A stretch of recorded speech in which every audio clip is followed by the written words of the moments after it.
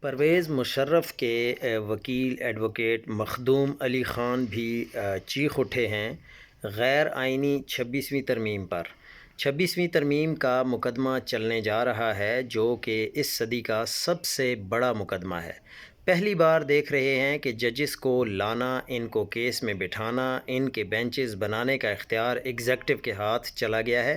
یہ separation of power کے اصول کے منافی ہے۔ یعنی اگر آپ حکومت میں ہیں، آپ خود ہی ججز پہ مشتمل بینچ بنائیں گے، پھر وہ آپ کے کیسز سنیں گے، تو وہ کیسے ہو سکتا ہے کہ وہ آپ کے خلاف فیصلہ دیں گے؟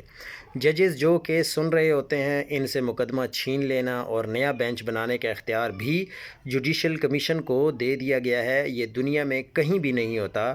پھر اسی جوڈیشل کونسل کے ممبرز بطور وکیل انہی بینچز کے سامنے پیش ہو رہے ہوتے ہیں جن ججز کو یہ خود لگاتے ہیں۔ 26ویں ترمیم کے بعد چیف جسٹس کی کوئی اوقات ہی نہیں رہ گئی، وہ تو بس علامتی سا ایک عہدہ رہ گیا ہے جس کے پاس کوئی اختیار نہیں ہے، بلکہ آئین کی تشریح کا اختیار بھی اس کے پاس اب نہیں رہا۔